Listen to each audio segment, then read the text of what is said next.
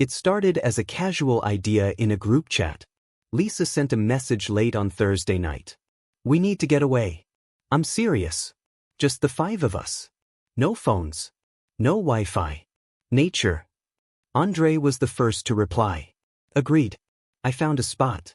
Remote forest, near a lake. Almost nobody goes there. Perfect for a reset." Maya hesitated. "Remote how? Like, no signal, remote?" "Exactly," Andre typed back. "Just forest, stars and silence." Tino dropped a thumbs-up emoji. Risal followed with, "Huh. But don't tell me it's the haunted forest story you told last year." Andre replied, "Same place. But it's not haunted. Just an old tale from the locals. No one ever proved anything." The decision was made by midnight. They would leave Saturday morning. The drive was long but smooth, filled with loud music, shared snacks, and cheap coffee from roadside stalls. As the city shrank behind them, so did their worries. Concrete gave way to trees. Apartment blocks turned into winding roads. The signal bars on their phones slowly disappeared, one by one. By late afternoon, they arrived. The trail was barely marked. A rusted gate stood open with a faded wooden sign beside it, too weathered to read. They left the car at the edge of the dirt road and continued on foot, each of them carrying a backpack loaded with gear. The deeper they walked, the quieter the world became. Birds called occasionally, and leaves rustled in the wind, but there were no signs of other people. No laughter. No hikers. Not even trash left behind. Just nature, undisturbed. Andre walked ahead, confident in the GPS he had downloaded the night before. "Trust me," he said. "The lake's less than 30 minutes from here. We'll have the whole place to ourselves." They reached the site just before sunset. A clearing surrounded by tall trees, with enough space for 2 tents and a fire. The lake shimmered just beyond a line of bushes. They got to work fast. Tents up. Fire started. Dinner heated on a small portable stove. They laughed easily. Told stories. Shared inside jokes. For a while, it felt exactly like the escape they wanted. But as the sun dipped lower, the atmosphere shifted. The forest no longer felt still, it felt watchful. The shadows grew long. The air turned cold. And somewhere in the distance, branches cracked. No one mentioned it out loud, but each of them looked over their shoulder a little more often. After dinner, they sat in a loose circle near the fire. Lisa sipped tea from her flask and asked the question everyone had secretly been waiting for. "So, what's the haunted story, Andre?" Andre grinned. "It's nothing. Just old local talk. Supposedly, years ago, people used to live out here. Squatters. Some say a man disappeared in these woods. Some say he's still here, watching anyone who gets too close to the lake." Tino laughed it off. "Every forest has that story. Urban legends travel better than cell signals." They all laughed, but not as hard as they usually did. The fire crackled, and for a second, it sounded like footsteps behind the trees. Maya turned. "Did anyone hear that?" Everyone paused. Andre stood, peering into the darkness. "Probably just an animal. Nothing big out here." No one argued. But no one relaxed either. The fire burned low as they zipped up their tents and crawled into sleeping bags. The sounds of the forest returned slowly. Crickets. Leaves shifting. And something else. Somewhere, out in the woods, dry leaves crunched under what sounded like careful footsteps. Slow. Measured. But no one got up to check. The forest grew colder after midnight. Inside the tents, breath came out in small, white clouds. Sleeping bags rustled as the group tried to get comfortable on the uneven ground. The fire outside had long since gone out, leaving only ashes and the faint smell of burnt wood. Lisa couldn't sleep. She lay still, eyes open, listening to every sound beyond the nylon walls of the tent she shared with Maya. A soft breeze moved the leaves. An owl called from high above. But underneath all of that, something else. Something faint. Voices. Low and murmuring. Not loud. Not urgent. But real. Lisa sat up slowly, holding her breath. She nudged Maya gently. "Do you hear that?" Maya groaned, half asleep. Hear what? Voices, Lisa whispered. Maya pulled the sleeping bag over her head. It's the wind. But Lisa knew it wasn't. She leaned closer to the tent's thin fabric and held her breath. The voices stopped. Silence returned, thicker than before. She unzipped the tent slowly and peeked outside. The night was pitch black, the moon hidden behind clouds. Their lantern hung from a tree branch nearby, turned off. A soft snap echoed from the trees. Lisa froze. It wasn't an animal. Not a branch falling. It was the unmistakable sound of a foot pressing down on dry forest debris. One step, then nothing. She zipped the tent back up and lay down, eyes wide open. Somehow, she managed to fall asleep just before dawn. When the sun rose, the forest looked completely normal again. The light filtered gently through the trees, warming the cold earth. Birds chirped, and the wind no longer felt sharp. Andre was already up, boiling water for coffee. Tino stretched by the fire ring. Anyone else hear weird stuff last night? He asked. Lisa looked up quickly. Yes. I heard voices. Andre shrugged. Probably the wind. Trees creak out here. Sound carries strange in the woods. Maya stepped out of the tent, rubbing her eyes. Lisa was freaking out. Said she heard someone walking. I did, Lisa insisted. It sounded like someone was out there. Risal joined them, holding his half-unzipped backpack. That's not funny, he said. What? Andre asked. My bag was zipped up last night. Now it's half open. And it was moved. It's not where I left it. The group fell silent. Andre walked over and examined the ground. There were faint drag marks in the soil, leading from where Risal's backpack had been sitting to where it now lay, near the edge of the clearing.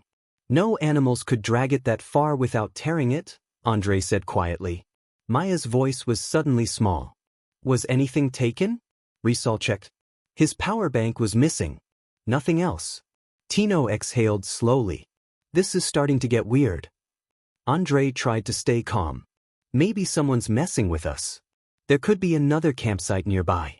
Locals, maybe. No one else is out here, Lisa said. We haven't seen a single car, or person, or anything since we left the main road. Risal zipped his bag shut tightly. I say we keep our stuff inside the tents tonight. Nothing left out. No food, no gear. They all agreed. But something had changed. The forest no longer felt peaceful. It felt watched. That night, they sat closer to the fire. Jokes were shorter. Laughter faded fast. Andre checked the GPS again and again, even though they weren't planning to move. He seemed unsettled. As night fell, no one talked about the footsteps. No one mentioned the voices. But no one slept easily either. The second day passed with little talk. They stayed near camp, avoiding the trails. Even Andre, usually the most adventurous, kept his movements limited to within sight of the tents. There was no mention of the missing power bank or the dragged backpack, though everyone thought about it. Risal spent an hour trying to get a signal by climbing halfway up a ridge behind the clearing. He came back sweaty, scratched by branches and empty-handed. Nothing, he said, tossing his phone onto his sleeping mat. Still dead. Lisa sat on a log, staring into the trees. We should leave tomorrow morning. Andre didn't answer right away. Then he nodded. Yeah. Agreed. We'll pack up early. Maya looked relieved. Tino didn't argue. They had one more night to get through. As darkness settled over the forest, the fire crackled louder than their conversations. They ate silently, instant noodles and bread, and took turns checking their gear, making sure everything was zipped, sealed, and kept close. Lisa checked her watch. 11:30. Maya pulled her hood up. Let's try to sleep. I don't want to be tired when we hike out. Andre doused the fire, and the camp fell into darkness, broken only by the dim glow of the small lantern hanging between the tents. Inside, the forest was awake. Owls called from somewhere deep in the canopy. Branches shifted in the breeze. Leaves fluttered and crunched. But underneath it all, something else. Tino sat up inside his tent and whispered to Risal. Are you hearing that? Risal didn't move. Shut up. Just listen. There were footsteps. Not frantic. Not heavy. Just slow. Careful. Steady. Circling. Lisa sat bolt upright in her tent. Maya was already awake, breathing quickly. And then it came. A scream. Far off. But not far enough. A human scream. Desperate. Cut short. Silence followed like a vacuum. Even the animals stopped. The air thickened. Tino unzipped the tent and looked out into the night, holding his breath. Was that real? Andre came out, flashlight in hand, sweeping it slowly across the trees. I don't know. Lisa stepped out too, hands shaking. That wasn't an animal.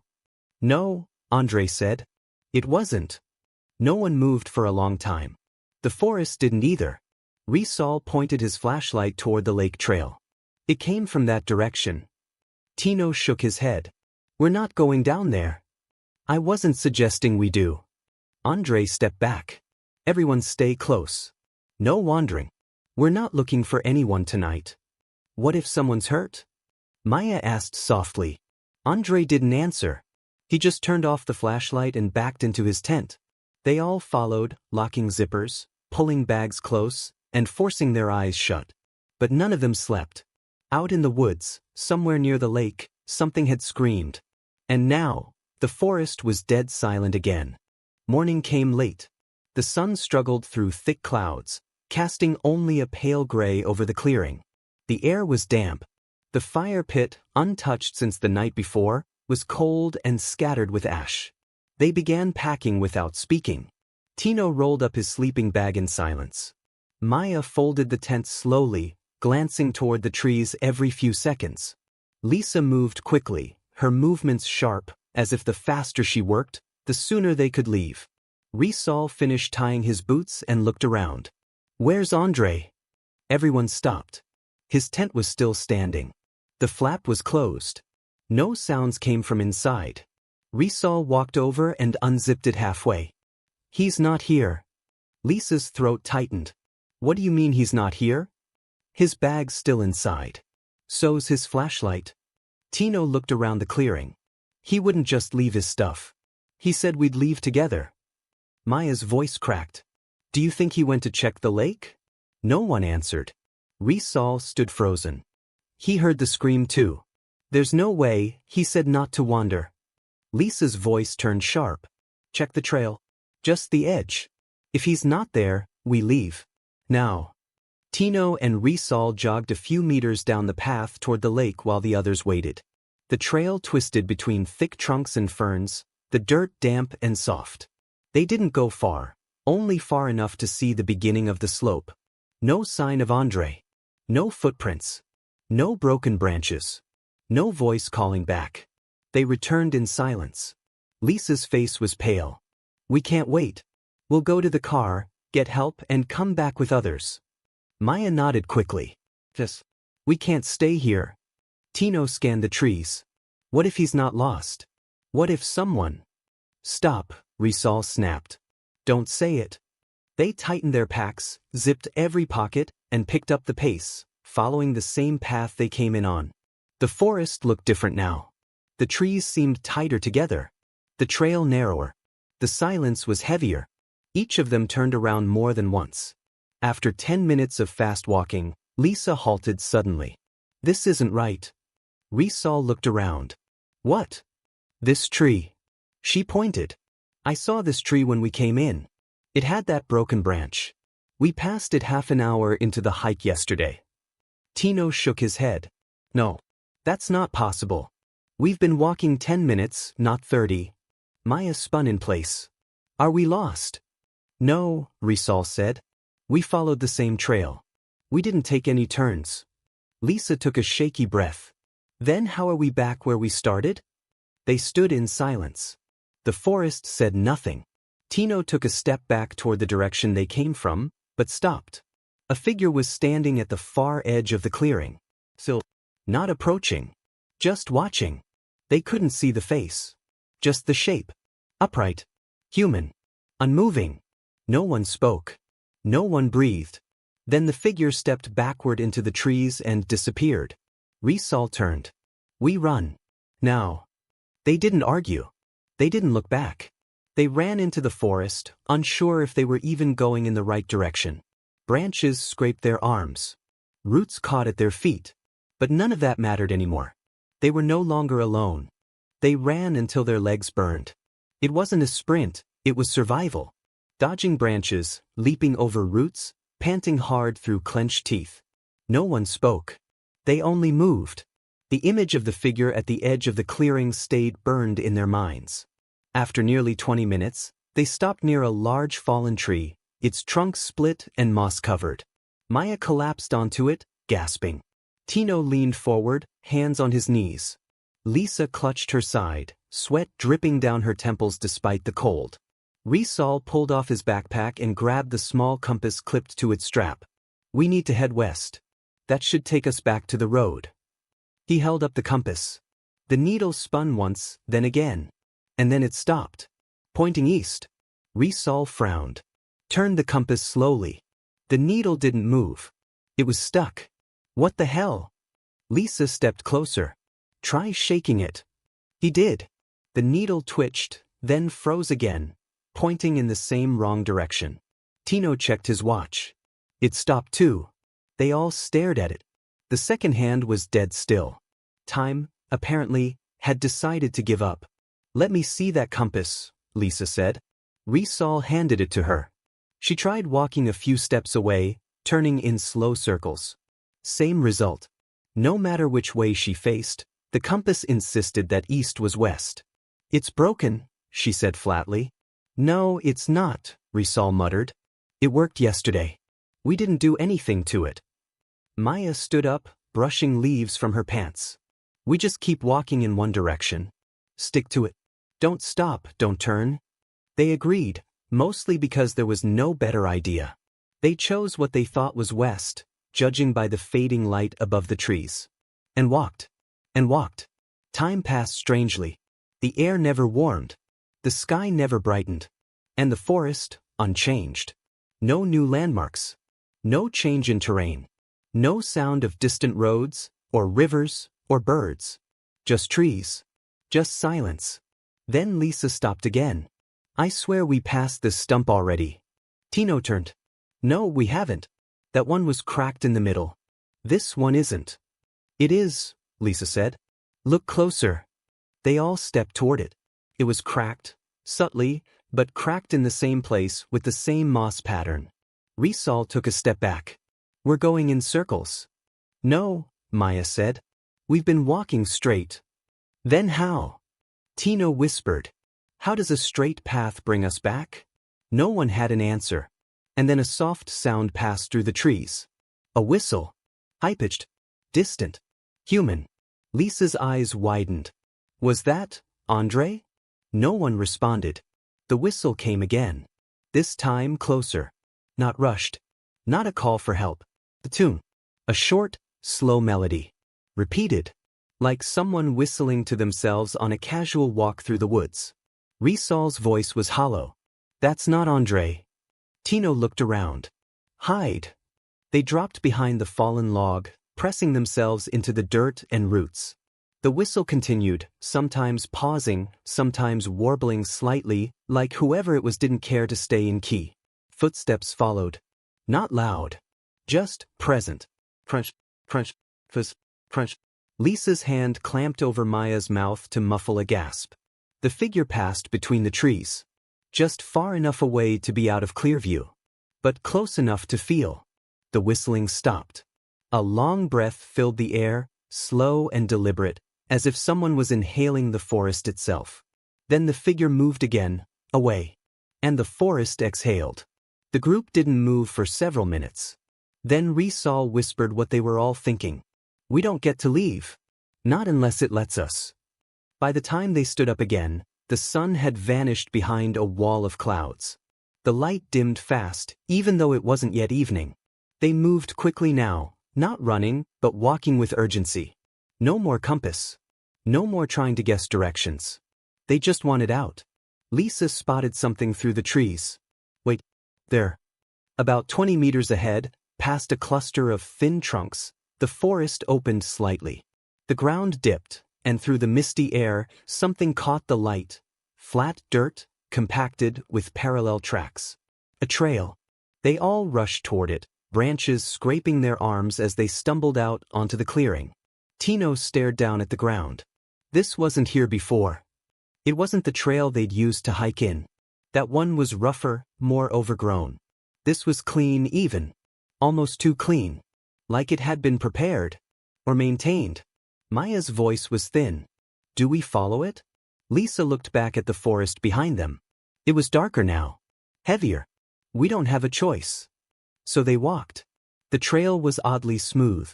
No rocks. No roots. No signs of recent weather. Just a long, winding path that dipped and rose with the land, but always remained centered. Always even. And always silent. After nearly 15 minutes, the trail led them to a clearing. It was round, about 10 meters across. At the center stood an old wooden structure. Not a house. Not quite a shed. A small, roofless cabin made of half-rotted logs. No doors. Just a rectangular frame open to the elements. Inside, a single wooden chair. And nothing else. Lisa's mouth went dry. What is this place? Rysal moved carefully around the edge, eyes scanning the trees. Do you smell that? Maya asked. It hit them all at once. The thick, damp scent of earth, wood rot, and something else, metallic. Faint. Unmistakable. Blood. Lisa stepped closer to the structure. There were markings on the wood. Not carvings, burns. Symbols. Circles with sharp lines. Some small. Some stretching across entire beams. Tino circled to the back. There's something buried here. They joined him. A patch of earth, recently disturbed. Loose. Covered in dead leaves. At the edge of the mound, a small object stuck out. Fabric. Maya gasped. It was the edge of a jacket. Green. Faded. Andre's jacket. Rysal reached forward, but Lisa pulled him back. Don't touch it. We have to see if he's... We can't touch it, she snapped. Look at this place. Look around. They stood in silence. The forest seemed to press in tighter around them now, the tree trunks crowding closer, the leaves above hanging lower. Tino's voice was low. We shouldn't be here. And then they heard it again. Footsteps. This time on the trail behind them. Slow. Deliberate. But no whistling. Just the sound of someone walking directly toward the clearing. Lisa's heart raced. Into the trees. Now. They slipped behind the cabin, ducking into the undergrowth. Leaves scratched their faces. Maya nearly stumbled over a root.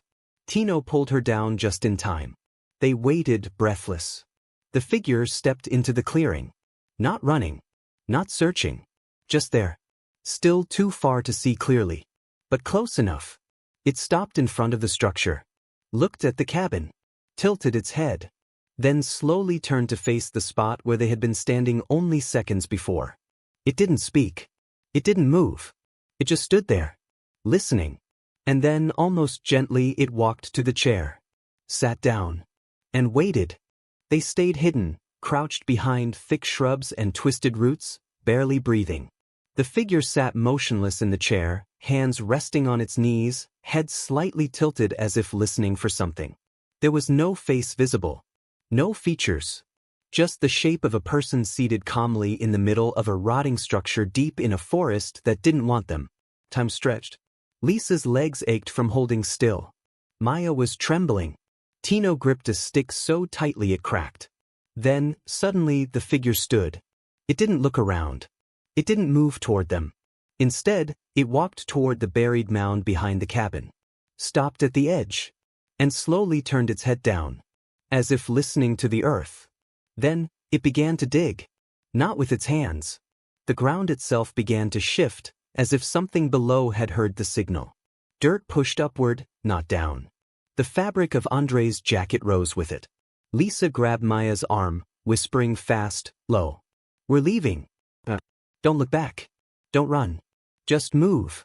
Rysal led the way, crawling backward through the undergrowth, then slowly rising to a crouch as they slipped away from the clearing, hearts hammering. The forest behind them made no sound. They didn't speak for the next hour. They just walked, following no trail, no compass, only instinct. The trees eventually began to thin. The air felt lighter. Less pressure. The constant sensation of being watched began to fade, slightly. Until they found the fence. It was rusted, 6 feet high, covered in ivy and vines. Behind it an old road. Faded asphalt, cracked with weeds but real. Solid. Human. Maya let out a breath that sounded like a sob. We made it. Tino looked for a break. Over here. There's a part that's fallen. They climbed over the sagging wire.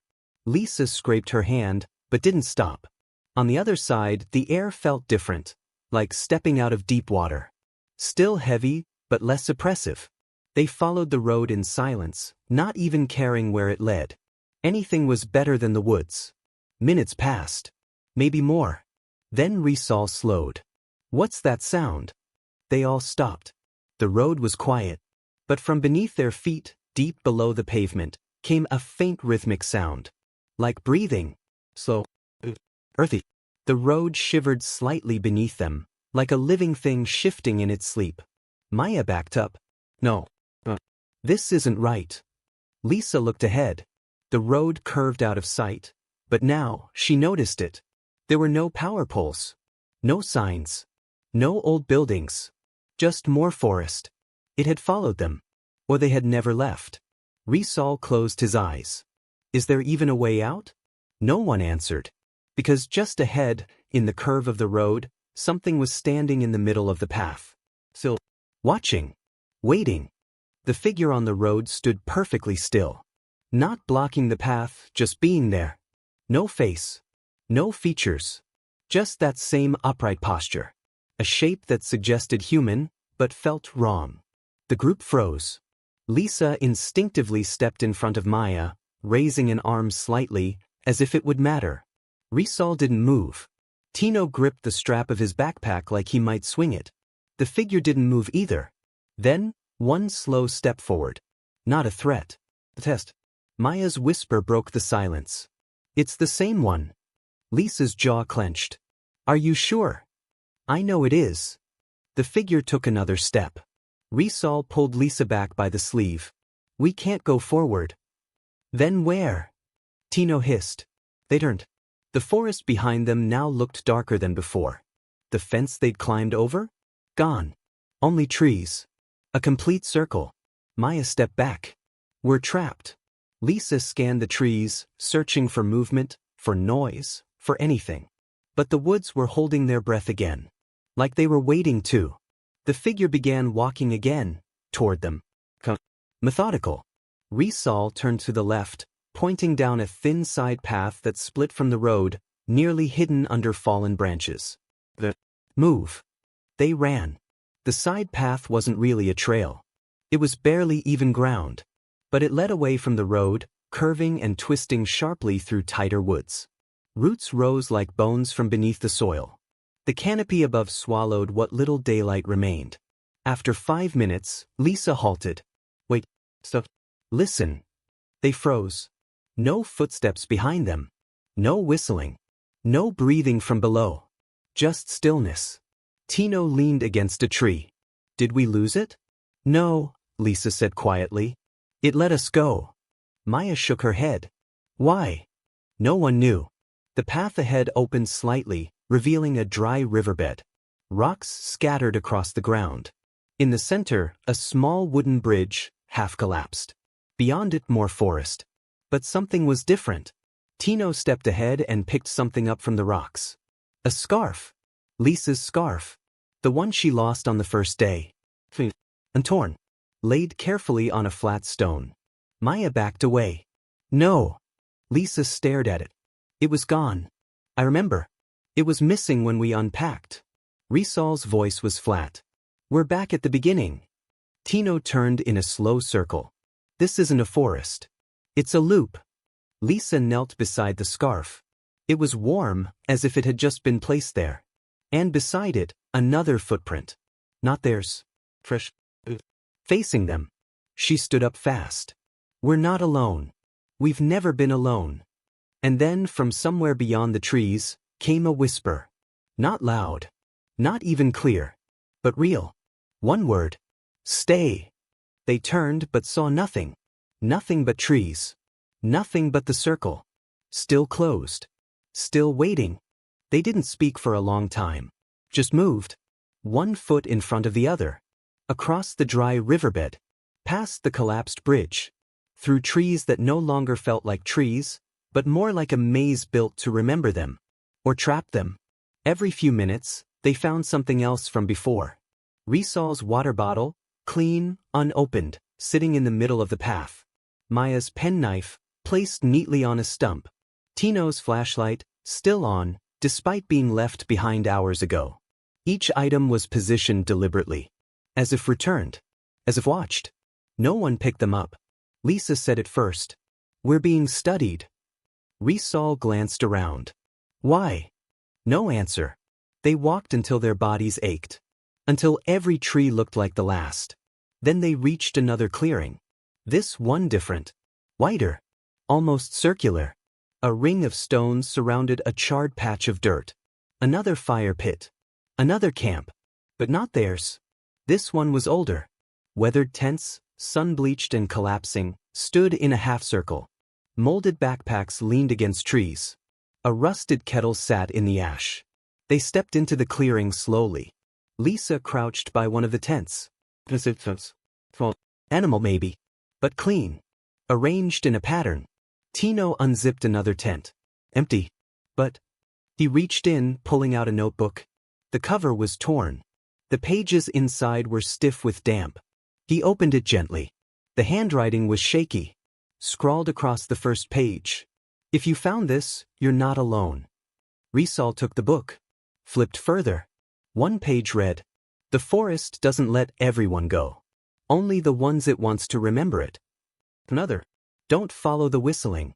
Don't speak your name out loud. Don't take back what it gives." And the last page. "We tried everything. Circles. Marking trees. Fire. It always resets. But sometimes, it gives you a chance. Only if you give something back."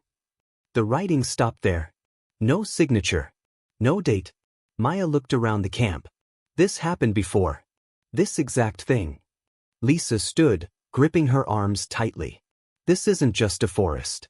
It's a place between. Risol frowned. Between what? I don't know. But it watches. And it waits. Suddenly, a sound echoed from behind the tree line. Not a footstep. Not a whistle. A voice. And familiar. "Guys?" They all froze. "It's me. Andre." Maya's breath caught. "That's not him. Please. I need help." The voice was closer now. Lisa stepped back. "Don't answer." Tino's eyes widened. "I see something." A shadow moved between two trees. Then another. And another. Figures. Too tall. Too thin. No faces. Just outlines. Maya pointed. "They're all around us." The voice came again. This time, whispered from behind Lisa. "Stay." She spun. Nothing there. Then in the fire pit, the ashes stirred. A soft wind circled the clearing. And from the charred earth, something began to rise. Wooden. A box. Smooth. Blackened. Lisa stepped forward before the others could stop her. Inside, resting on a bed of dry moss, was her phone. Battery full. Screen glowing. No cracks. She stared at it. Then slowly closed the lid. "No." She placed it back in the ashes. Risol whispered, half in awe. "It wants a trade." The forest around them sighed, like a breath held too long. The shadows faded. The wind stopped. And for the first time in days, the path ahead looked new. They didn't speak right away. Just stared at the phone in the box, lying still in the ashes. A perfect replica. A perfect temptation. Lisa stepped back slowly. "It's not real," she said. Risol looked toward the path that had appeared ahead, narrow but visible. It cut through the trees in a straight line. The only straight line they had seen in hours. Maybe days. He turned to Lisa. "What if this is the way out?" Tino shook his head. "It feels wrong. Too easy." "Nothing here is easy," Lisa replied. "And nothing is free." They gathered their things, what little they still carried. No one dared touch the returned items. The forest had offered them once. They weren't going to take again. Maya clutched her jacket tight around her, eyes on the trees. If this is the only path, we take it. They walked. The path remained clear. Each step forward was met with a silence so deep it pressed on their ears. The trees leaned away from them now, not in resistance, but in retreat. After half an hour, the light changed. Less filtered. More natural. They could feel it on their skin. And then, they saw it. The edge of the forest. No tricks. No illusions. Just an opening. Sunlight. Real, warm, blinding sunlight. The trees ended suddenly, giving way to an old gravel service road. A rusted sign leaned at an angle nearby. Letters faded but still readable. Forestry Department, staff access only. Maya fell to her knees. Risal let out a dry laugh that caught in his throat. Tino turned in a full circle. No one behind them. No shadow. No voice. Just the wind. They walked out onto the gravel, blinking into the brightness. The sky above was pale blue, stretched wide and cloudless. Lisa stopped. Count off. What? Risal asked. Count. Say your name. She was serious. Risal nodded. Risal. Tino. Maya. Lisa. They waited. Nothing replied. Nothing echoed back. They were themselves. They were whole. A distant hum of an engine reached them. Somewhere beyond the trees, a road. Civilization. They followed the sound. After 10 minutes, a park ranger's truck came into view. The man inside stepped out, surprised and concerned, radio in hand. Where the hell did you all come from? We've been looking for you. Lisa's voice was steady. How long? 3 days. Not weeks. Not hours. Just 3. They were safe. They gave their statements. Said they got lost. Didn't mention the box. Didn't mention the circle. No one would believe it. But they knew. They knew what lived in that forest. What watched. What whispered. And what waited. As the truck drove them away, Maya looked back once. The trees were still. But just before they disappeared behind a bend, she saw a figure standing in the clearing. Not waving. Not moving. Just watching. Waiting.